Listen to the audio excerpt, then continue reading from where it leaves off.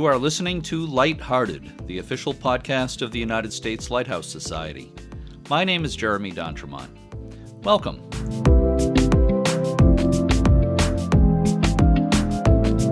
My co-host today is Michelle Jewel Shaw, teacher, photographer, mom, and volunteer for Friends of Portsmouth Harbor Lighthouses. Hi, Michelle. Hi, Jeremy, and hello to all of our listeners. So how's the summer going, Michelle? It's going pretty well. I'm keeping busy with classes and gardening and just being outside. I miss being at the lighthouse, though. Yeah, well, glad to hear you're keeping busy. It's definitely a different kind of summer for a lot of us. Portsmouth Harbor Lighthouse is not open for tours. That's true at a lot of lighthouses this summer. Some of them are open on a limited basis, but definitely a different kind of season with the pandemic and everything. But definitely. Yeah. We're hoping things get back to normal, but there's a lot of virtual events going on. The U.S. Lighthouse Society has had some virtual events, so people should keep an eye open for those. We're trying to keep lighthouses in the public eye anyway, and things will eventually get back to normal. For anyone who's listening to this podcast for the first time, on this podcast, we discuss all kinds of things related to lighthouses: history, preservation, the arts, really just about anything that relates to lighthouses. The podcast was launched in June of last year. This is episode 73 of Lighthearted, scheduled for release on July 27th, 2020. I was looking to see what historical events have happened on July 27th. On this date in 1929, the Geneva Convention dealing with treatment of prisoners of war was signed by 53 nations. On a lighter note, on July 27th, 1940, the animated short A Wild Hare, that's H-A-R-E, A Wild Hare was released, introducing the character of Bugs Bunny. This year, July 27th, is the 48th birthday of the actress and comedian Maya Rudolph, who once said, and I quote, "I'm always learning when I'm surrounded by great people. In every experience, I feel like I'm learning. I'm not like, oh good, I'm done. I don't have to learn anymore," end quote. Which is why I feel like this podcast has been such an education. Every week I learn so many new things from our guests. This week we get to go to British Columbia on the west coast of Canada. Have you ever been to that part of Canada, Michelle? I have not, but British Columbia and other parts of Canada are definitely on my travel bucket list that I would like to get to. I visited the southern part of British Columbia in 2015 when I was working on a book on West Coast lighthouses. I'd love to see more of British Columbia. It's really beautiful there. The northwest of the U.S. and up into British Columbia is a really beautiful area. And I got to photograph about 15 lighthouses in BC. Again, I loved what I was able to see, but I didn't make it to Cape Beale, the remote light station we're talking about today. Our guest today, Karen Zacharuk, is one of the small number of official lighthouse keepers left in the world today. Michelle, please help me tell our listeners about Cape Beale Lightstation in British Columbia. Sure, Jeremy. Barkley Sound on the west coast of Vancouver Island was named by and for Captain Charles William Barkley, who explored the area in 1787. With local maritime commerce in the Sound growing, the high cliffs of Cape Beale were surveyed for a lighthouse in the early 1870s. The cape was named for John Beal, who was the ship's purser on Barkley's voyage. Beal was one of a group of 6 men who were killed by Indians after they went ashore in the vicinity of Washington's Destruction Island. Construction at the Cape, around 150 feet above the water, was a challenge. The building material for the wooden lighthouse and other buildings were landed about 6 miles from the building site, and local Indians were employed to move the materials through the thick rainforest. A 31-foot tall wooden tower was constructed with a powerful second-order lens in the lantern. One of the worst shipwrecks in the area occurred in January 1906, when the American passenger steamer Valencia struck the rocks near Cape Beale in dense fog. 117 people died in the disaster, through no fault of keeper Tom Patterson and his wife Minnie. Minnie Patterson spent 36 straight hours at the telegraph key during the ordeal, and she fed and cared for some of the survivors. But it was another event later that same year that brought her widest fame. As daylight arrived on Cape Beale on December 6, 1906, the area was under assault by 80-knot gales and heavy seas. Keeper Patterson spotted a crippled vessel offshore, its masts reduced to kindling. The ship was the bark Coloma out of San Francisco. The captain and crew of 10 clung desperately to the stunted remains of the mizzenmast as the ship was threatening to break apart. Keeper Patterson attempted to summon aid by telegraph, but the line had been severed by the storm. 6 miles away off Bamfield Creek, the Lighthouse tender Quadra lay at anchor. The best hope was for Minnie to try to reach the Quadra while Tom stayed on duty and watched to see if the ship struck the rocks. Minnie left in such a rush that she was wearing her husband's slippers and clothes that were not nearly suited for the harsh conditions she'd encounter. Minnie's first obstacle was the deep, frigid water that separated the light station from the mainland. She decided to not take the skiff and instead made her way through icy seas that reached to her waist. Knee-deep in mud during part of the journey, she fell numerous times in the face of hail and wind. When she arrived at Bamfield Creek, the rowboat Minnie expected to find was nowhere in sight. She continued to a home where Annie McKay, daughter of former keeper Cox, joined her. The two women launched a skiff and reached the Quadra 4 long hours after Minnie Patterson had left the lighthouse. The men on the Coloma were soon taken aboard a longboat from the Quadra just as the bark was breaking apart.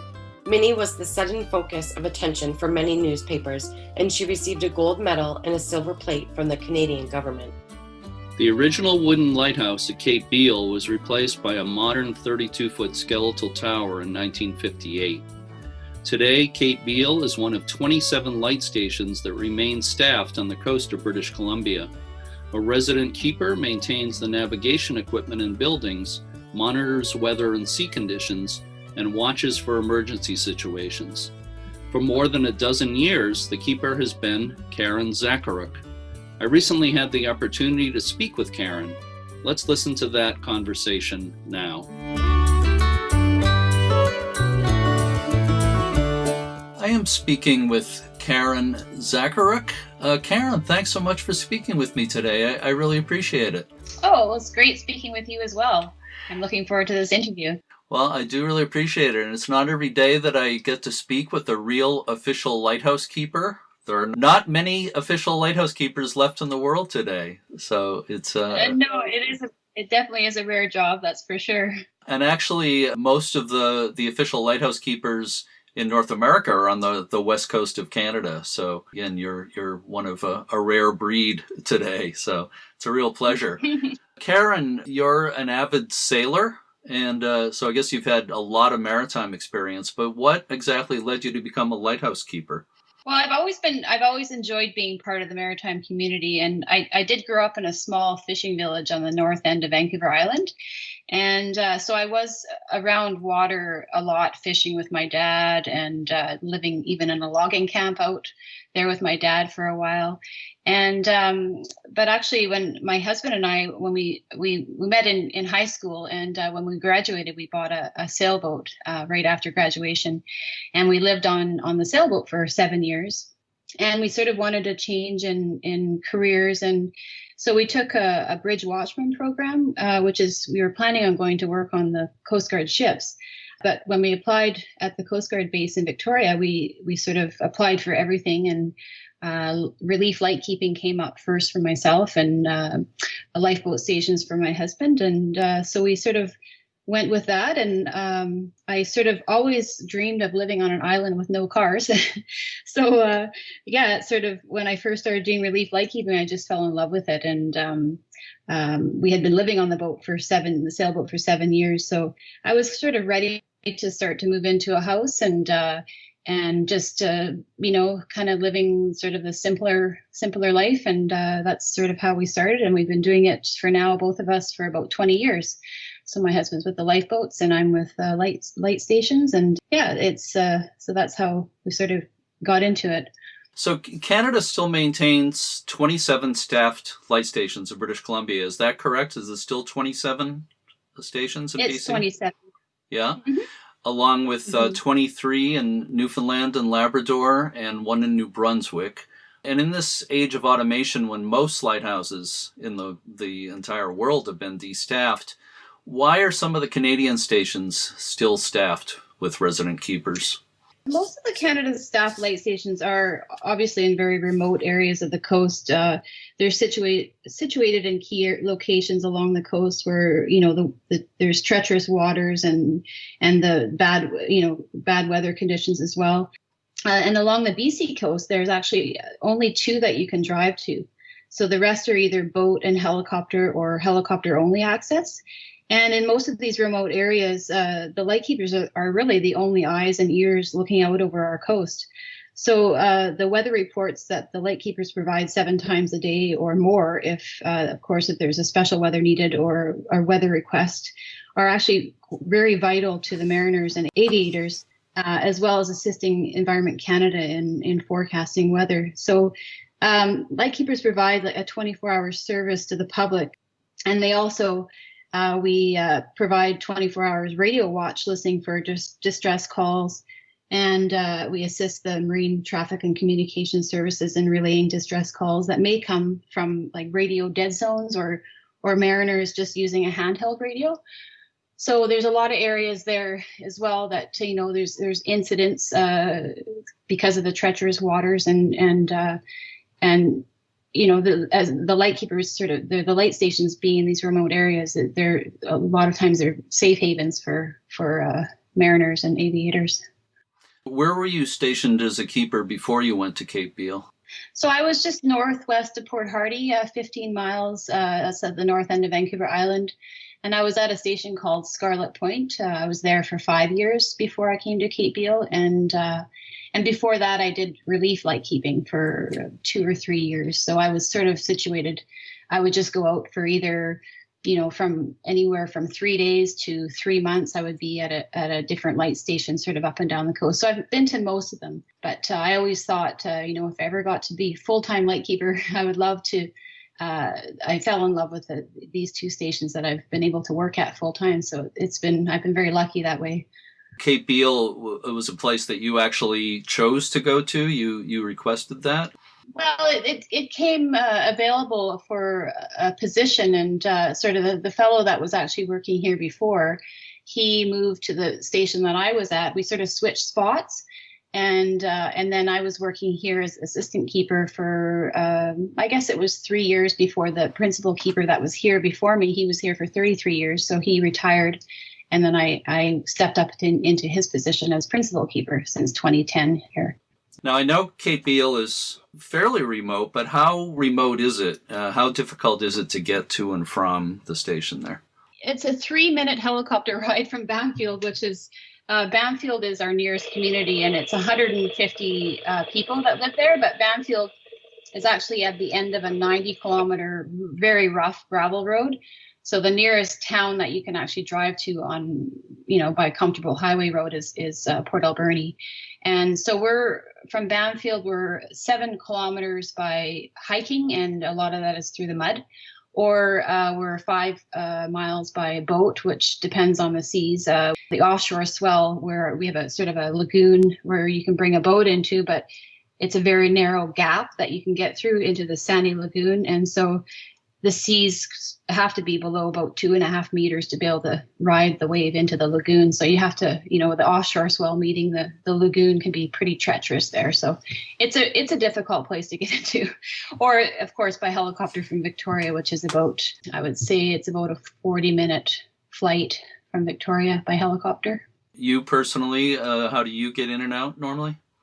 Usually by helicopter or lifeboat. Banfield Lifeboat Station in Banfield, they can come and get me, or I also have a personal boat. But yeah, and then I have hiked out before as well when we couldn't get a helicopter or a boat in. So I've hiked myself out and went out that way. But it's a very muddy trail, so yeah, you have to be prepared to get wet and muddy. Right. You have an assistant keeper, is that correct? Yes, I do. Him and his wife work here as well. So It's so when I take leave, we can only take holidays when we when we take vacation. We can only leave when we take vacation. So often when I leave, he can step into my position, and Lolly can step into his position, because there always has to be two people working at the station. So.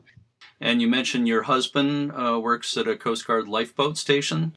Yeah, so he's the officer in charge in Banfield, at the Banfield Lifeboat Station at the moment. And so he's on the 47-foot self-righting lifeboats, the same. The U.S. Coast Guard has the same vessels as well.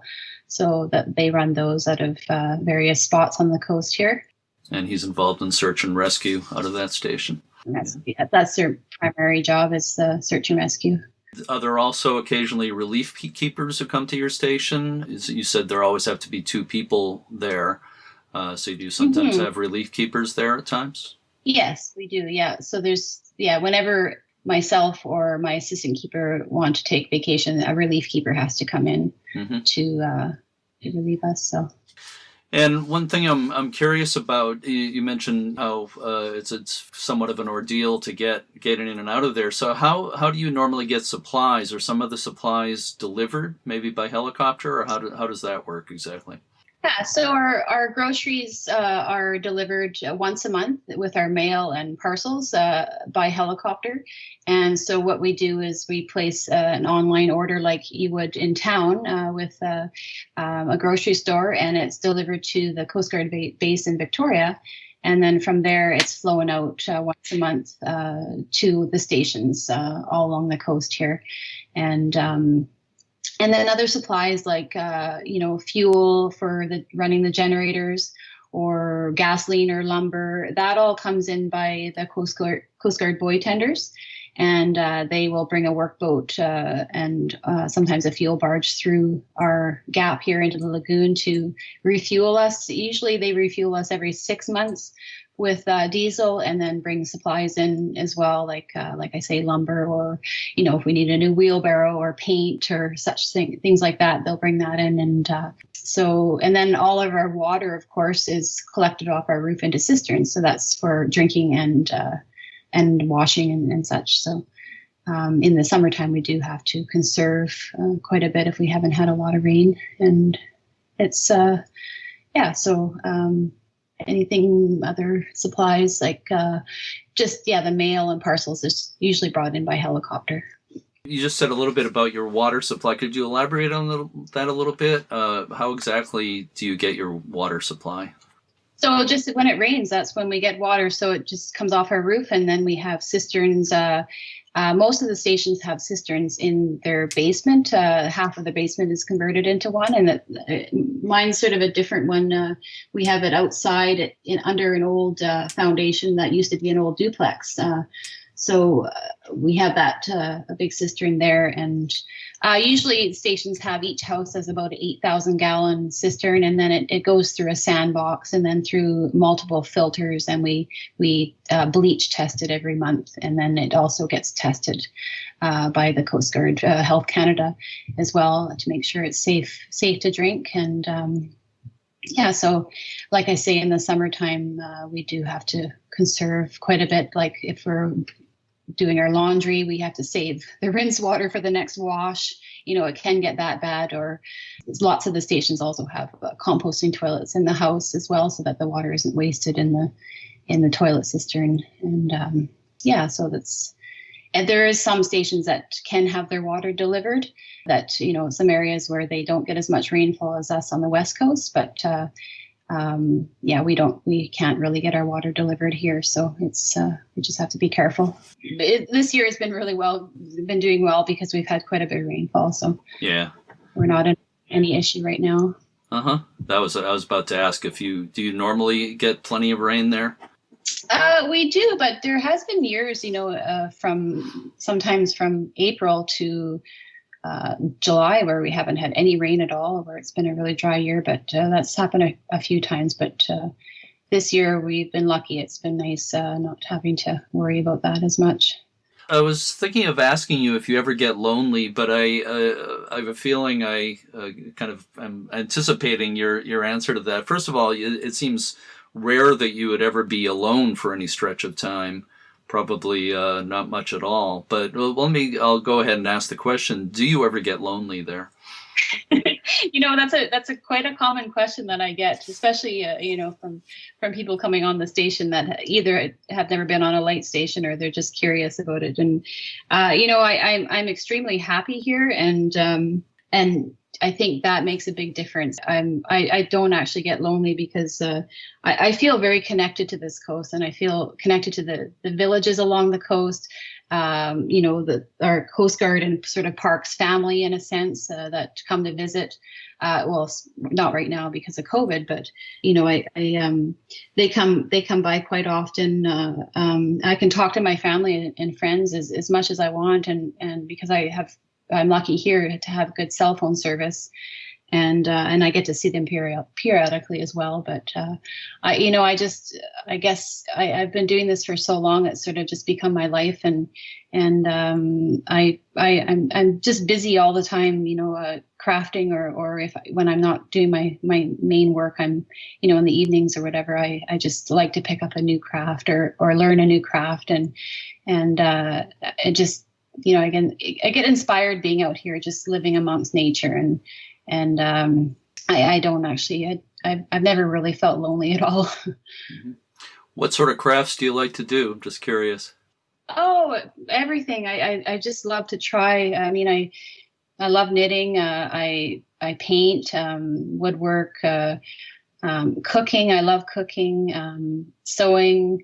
Right now I'm working on a marine canvas project right now, and just in this rainy weather when we can't be outside doing station work. So I'm filling my time quite often with different crafts. I don't have television, so I do, I listen to the radio quite a bit, and cooking is a big passion, of course, too. So just being able to, eat well and enjoy good food is important for me. Sounds great. Do you ever find yourself wishing you were closer to a town, or maybe a more major town or a city or anything like that? No. Actually, I'm really, I like going out to town once in a while, but I'm quite happy to get back to sort of the peace and quiet out here. We don't hear any. We don't hear vehicles, or, the odd boat will go by, or helicopter, we can hear them, but it's very peaceful out here, and sort of, I've always grown up in a small area, so I quite enjoy that. You make me think of Kate Walker, the famous lighthouse keeper in New York Harbor, Robbins Reef Lighthouse, who lived within almost a stone's throw of New York City, but hated with a passion going into New York City. She much preferred life out at her lighthouse in the harbor. Yeah, mm-hmm. It is. Sometimes when I haven't been out to town for maybe 6 months or so, it is a bit overwhelming going into town, and especially into a store. It's, when there's so much choice, I do find it overwhelming. So I just have to take a couple days to get used to it, and then it's back to normal again. But it is nice getting out to the city and seeing everything that's happening, the busyness, and just all, the people watching and things like that. But I love coming back to where I live here. You mentioned eating right. I'm wondering if you're able to grow a lot of your own vegetables and herbs, that kind of thing.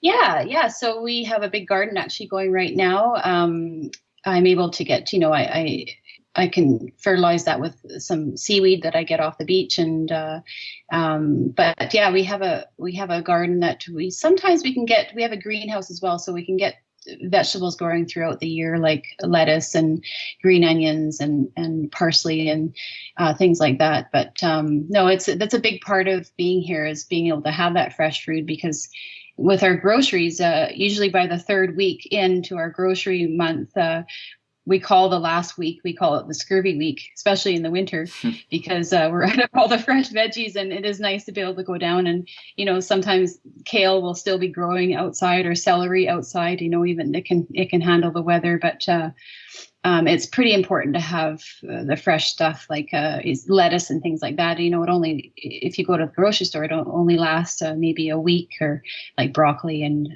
stuff like that. So we make a lot of like fermented vegetables like sauerkraut and kimchi and stuff like that, just to keep things going through the winter. And you sort of learn what lasts longer and what you have to use up first. And then also we get we can harvest shellfish off the beach as well throughout the year, most of the time if there's not PSP. And so we can eat mussels and gooseneck barnacles and urchins and things like that as well. Sounds good. I have a two-part question for you. Mm-hmm. What kind of wildlife is common around there? And part two of that is, have you had any encounters yourself with dangerous animals there? Yes. So we're in Pacific Rim National Park. So, there's quite a bit of wildlife here everywhere. Anything from, well, right now when I look out, there's about 3 gray whales that are feeding just off our reef line. The humpbacks tend to be a little farther out at this time of year. Sea lions, seals and things like that for marine mammals. And then we have resident bears that live we have an estuary down in the lagoon, so they're often there. This morning when I went for a walk, there was 2 of them down there feeding black bears. And then we have wolves. I've seen tracks, and we have a wildlife Parks Canada wildlife camera set up on the trail, which recorded wolves. And I actually last year recorded a mother cougar and her 2 kits walking down the trail together. So there was 3 of them. That was a pretty incredible, that was pretty incredible footage. So, and then, so we do have cougars as well. But a few years ago, I think it's about 6 years ago now, my husband was stalked by a cougar here, and it was actually just walked past the doorstep of my assistant keeper's house, and he called us to tell us that the cougar just walked past his doorstep. It was actually after my cat, Cash, and luckily Cash survived. But we went down to see where it might have gone to. And my husband went down first because I had to go and do the weather report. But I guess the cougar was near the helipad and was crouched down, and it was sort of wiggling its rear end like it was going to pounce. And then it laid down, and it stayed there until we had to shoot a bear banger off and scare it off. And it didn't seem to be too afraid of us. So that was a bit of a scary encounter. And, growing up on the North Island, there's so many cougars up there. And all those years that I grew up there, I actually have never seen one in real life until here. And so it was, when we go out, we have to carry what we call it's a cougar stick, what my grandfather actually used to make them, and it has sort of a spike on the end, and then it has bear bells and bear spray and a double-edged knife and a bear banger and a whistle all attached to this one stick, so that we're always prepared for any encounters. And then going down to do our weather report, there's been a small bear here ever since my dog hasn't been here anymore. They've decided that they should take over this area, so we have to haze them quite often when we go down to the weather, because they'll be eating grass near the Stevenson screen or the precipitation gauge, and we have to scare them away to be able to just go and do our weather. So yeah, it's they roam around here very close, so we're just trying to keep them to make sure that they're afraid of us, and they act in the the right way. They run off usually when we try to haze them, so it's good behavior. Yikes. I was once in a botanical garden in Corpus Christi, Texas, and had a cougar run across the path in front of me, and that's as close as I want to come. Yeah, I only saw it for a couple of seconds, but there was no mistaking it. But what you're describing is much scarier than what I I'm sure went through. I'm sure that they it is scary because they're sort of more unpredictable wildlife, and I'm sure that I've been watched many times walking up and down the old Banfield Trail, the old Telegraph Trail to Banfield, but didn't know it. They're just there and around, and it can be frightening for sure. You mentioned your cat Cash a minute ago, and you were nice enough to email me some pictures of Cash. And first of all, he's a twin of our cat Eddie. They are classic tabby cats, and they look so much alike. It's scary. And It is. yeah, it's really funny. They look exactly alike. Although Eddie's a house cat, and I'm afraid he needs to go on a diet. Cash, I think is in better shape. He gets to run around outside and everything. But it's hilarious. You sent me pictures of Cash dressed up in different clothes. It looks like he actually enjoys that. And you say he enjoys greeting people. And he's got a lot of personality. It looks like he really loves life at the light station there. We call him our site inspector. So when the helicopter lands and he's got his Coast Guard tie and epaulets on there, his collar, he just struts up to the helicopter like he owns the place, and he does the whole kitty customs and inspects everybody. And yeah, he's our station ambassador, and he greets all the hikers when they come in, and anybody that comes on station, he's right there making sure that they're all greeted by him. So that's hilarious. He needs to be the star of a children's book. We don't want to promise anything, but I hope that happens. He needs he needs his own book. Yeah, and we could add my assistant keeper, their cat Choppy. He's quite adventurous cat too, and he's had to had the hard lesson of learning the tides, over the years here, going across the lagoon, and then the tide comes up and him having to swim back, in a 2-foot chop, but probably what would seem like a 6-foot moderate sea to him, and in the wintertime. So he's quite the adventurous cat too. But they don't get along. They really don't like each other. Well, so that's too bad. Yeah. The Adventures of Cash and Choppy sounds like a great series of children's books to me. To change the subject a little bit, I was reading that a lot of the BC light stations have been largely converted to renewable energy sources. Has that happened at Cape Beale? You know what? It would have happened except for COVID. They were supposed to come back in April, actually in March, I believe, and finish the project. So we have all the solar panels sitting here and the inverters and the everything sort of ready to go. It just needs to be installed and hooked up. But so yeah, we were slated to get solar and wind power a bit later, but the solar starting first, and but that's been on hold now. But there are quite a few stations that are up and running with the solar and wind, and it seems to be working quite well, because normally our power comes from a Deutz generator that's running 24 hours a day, and it's burning diesel, so it would be nice to not burn as much diesel and just have more of a cleaner energy for sure. And that's what was part of our oceans protection plan, was to make the stations more green, and it seems to be working where the stations have it up and running. So it's great. It's really great, actually. I'd like to talk just for a few minutes about rescues. I know it's a subject we could talk for more than a few minutes about, but there was a very dramatic rescue that happened at or close to Cape Beale, close to the station in 1976. Could you tell us that story, please? Yeah, so there was a vessel, a seine boat actually, called the Bruce One, and they had left Vancouver. They were actually going to go and fish herring in February. The incident actually happened on February 29th, 1976, so it was leap year. They got caught in bad weather, and their vessel ended up, the snow came in, and they lost their visibility, and they ended up crashing into the rocks here just below Cape Beale.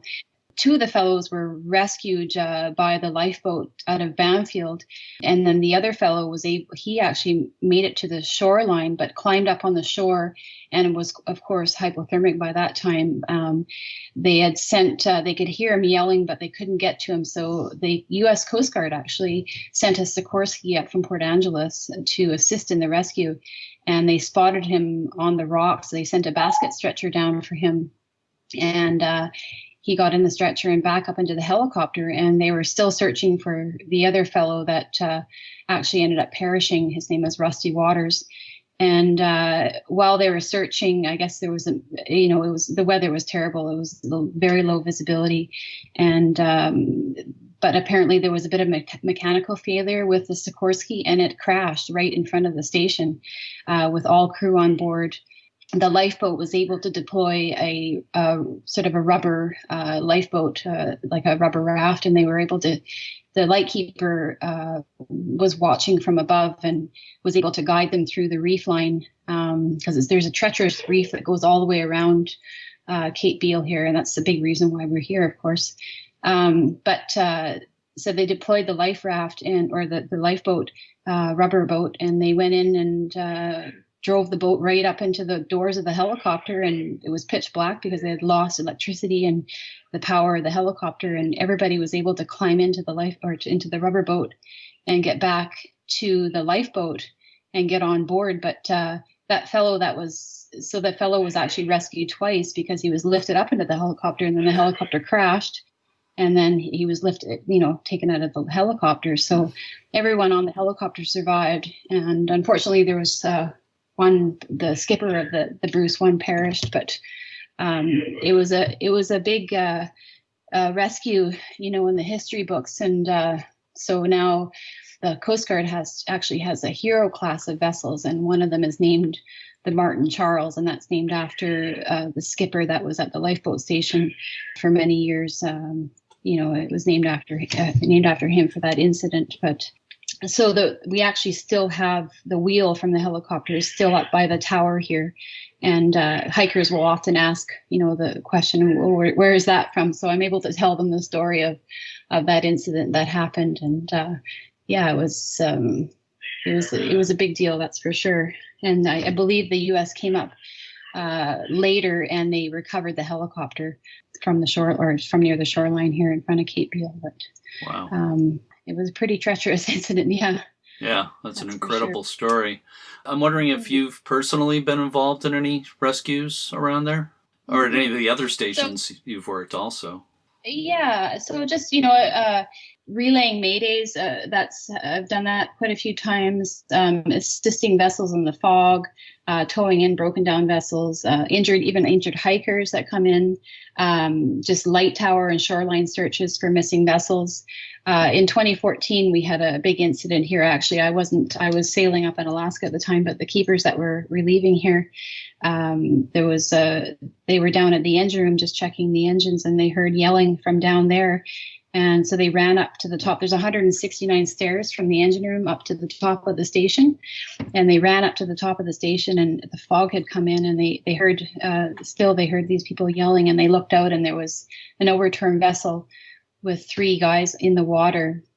One of the fellows actually got stuck up in the bow when the vessel flipped, but he was able to make it out. He did injure himself quite a bit, but they didn't get a mayday call off. The fog was coming in extremely quick, and so if the lightkeeper hadn't heard them, they likely wouldn't have survived. So that the lightkeepers had called the Banfield Life, which came out in about 20 minutes and were able to rescue and save all 3 of them. And then their boat had drifted around and back into our lagoon here, upside down. But there's a wave, the reef line out in front of the station. And we have a sort of a Trevor channel that goes along and into the Alberni Inlet, but that comes off from the offshore waters here out in front of Cape Beale. So there's a lot of current, and with the wind, and it can create pretty treacherous water. So there's a wave actually that the Hawaiian First Nations that from this area, they call it the Chupmeek, and it means a sea monster, a canoe eating sea monster. So that's what they call that wave, and that wave has actually over the years gotten a lot of people here just flip their vessels and that over, and even there was a canoe voyage that was going around, and both the canoes tipped over, and they had about 15 people in each canoe, and everybody was in the water, but the lightkeeper spotted them and was able to call for help, and they were all rescued. So it's pretty treacherous waters here, and we're always keeping an eye out for vessels and that are, especially when they get a little too close to the reef line, they're fishing for the bottom fish there, and that wave will come up, and you're not expecting it, so it can be scary. And of course, incidents like that are one of the main reasons why there's still keepers at Cape Beale and some of the other stations. Yeah, Yeah. that's correct. Yeah. Yeah. For sure. You think about this, the station's been here since 1874. So Cape Beale is actually the oldest staffed station on the coast. And so there's always been somebody watching out for the past 146 years. So it's the light stations are very important for, assisting mariners and aviators. That's for sure. It's sort of the only eyes and ears out here. And there was another really famous rescue there in 1906 involving Minnie Patterson, the wife of a keeper there. I'm wondering if you ever find yourself thinking about Minnie Patterson. Yeah, so Minnie Patterson, I do find myself thinking about her quite a bit. I usually hike the trail that, every morning just for some exercise. I hike up to the top of the hill and back, and that's the same trail that she used. It's the old telegraph trail. That actually, there's still some of the telegraph wire is still on that trail, and that she used to use. She used to go on to Banfield, and then of course it was when she had to cross the lagoon to get to that trail.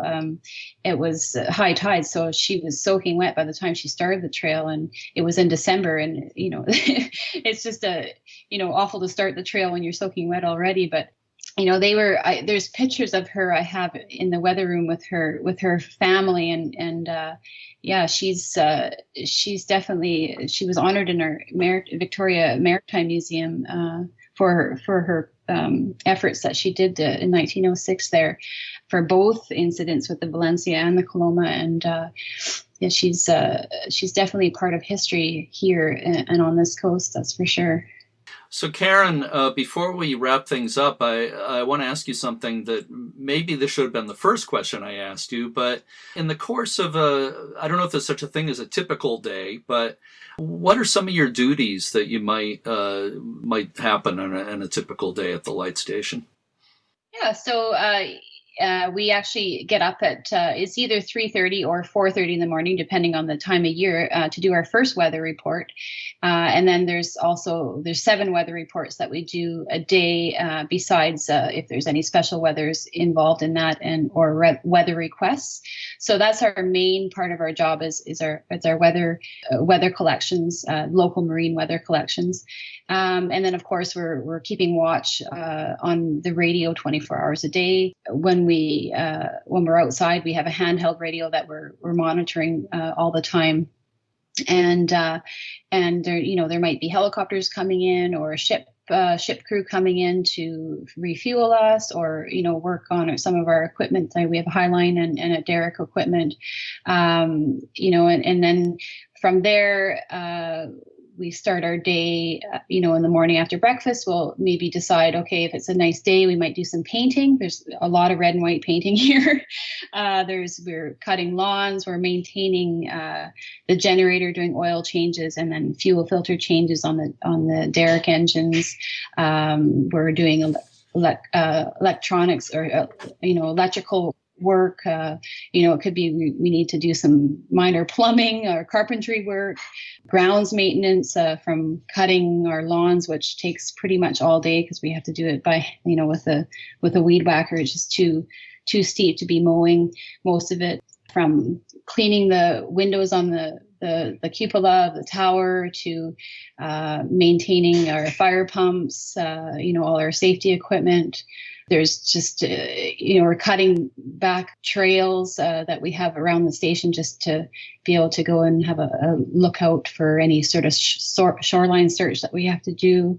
Yeah, it's just every day is definitely not the same. So there's always lots. It's a big station, so there's lots of things we have to do around here.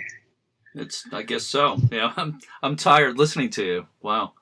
So yeah, and then we also collect, the temperatures twice a day for Environment Canada, and the precipitation amounts, and so we're doing, and then we also do we help out with the aquarium. So we're recording any whale sightings that we see. We do beach bird survey for Birds Canada, RCMP Coastal Watch program we're part of, looking out for suspicious vessels. Just basically keeping watch as that's the main part of our job as well. So we're sort of just lots of stuff to do here. That's for sure. I guess so. So it doesn't really sound like the pandemic situation in recent months has necessarily affected your life all that much at the light station. Not really. The only thing is we're just not seeing anybody. So, the helicopter's only coming once a month for our groceries, and that's it. We stay off the helicopter pad so they can just put the groceries at the end of the helicopter pad and we can get them from there. There's no hikers because the parks is closed. So there's no hikers coming in. And basically we're just, but day-to-day things, everything's still the same as what we would normally be doing. So nothing has changed much for us. I have one final question for you for bonus points. Okay. What have you enjoyed most about your years as a lighthouse keeper? Oh, I would say just, being the opportunity to work in such a beautiful place, being closely connected with nature and, where the weather and the tides basically determine what you do for the day, being part of a Coast Guard family, in a sense, because we're always working closely with, the Coast Guard pilots and ships and lifeboats and radio crew and the storm watching. We've had, the biggest seas I've ever seen were a few years ago. We had 63-foot surf on an 11-foot tide, and I've seen water spouts, just beautiful sunsets. Every day is different, so I like that the variability and just how everything's changing all the time, and just living amongst nature. I enjoy that the most. Well, your love for it certainly comes through in the conversation we've had today. And, it's such a pleasure talking to you. It's really, really been a rare pleasure. So, Karen Zacharuk, thank you so much for spending this time with me today. I hope we can talk again someday. I would love to visit there. I'm not sure I'm going to be able to swing that, but, talking with you and hearing firsthand what it's like being there is the next best thing to actually being there. So, again, thank you so much, Karen. I really appreciate it. Thank you very much for the opportunity, Jeremy. And I'm sure we'll be in contact again. Our thanks to the Canadian Coast Guard and Fisheries and Oceans Canada for granting permission for today's interview. I really enjoyed my talk with Karen Zacharuk, and I hope to do more interviews with keepers at the staff Canadian light stations in the future. It's a fascinating way of life. Even if the lights and fog signals can work automatically, it makes sense to have people watching for mariners and hikers in trouble, as well as monitoring the weather and sea conditions. As always, we thank all of the members, staff, and volunteers at the United States Lighthouse Society. Visit uslhs.org to learn about all of the things the Society has to offer, including the quarterly journal, The Keeper's Log, the J. Candace Clifford Lighthouse Research Catalog, the Lighthouse Passport Program, domestic and international tours, and much more. Another thing I want to mention is that I've been producing some short little videos about different aspects of lighthouse history that you can see on the Society's website at uslhs.org. You can also see them on the Society's YouTube channel. Just search for USLHS on YouTube to find the channel. There are videos about various lighthouses and lighthouse keepers. Each of them is about 4 to 7 minutes long. And at the time we're recording this, at the end of June, there are 10 of those videos online. There are also some neat videos on the USLHS website and YouTube channel that are retrospectives of past tours the Society has run. The retrospectives have been done as Zoom events with tour leaders showing photos and talking about the highlights of the tours. The videos are very entertaining. It's worth checking them out. Again, they're all on the YouTube channel, and they're also on the website at uslhs.org. We also thank everyone who's involved with the preservation of lighthouses or with the preservation of any kind of history. We're all on the same team. And if you listen to this podcast using Apple Podcasts, please be sure to rate and review it. As always, thank you so much for listening, and keep a good light. Shine out in the dark. I'm gonna let it shine, let it shine, let it shine, let it shine. This little light of mine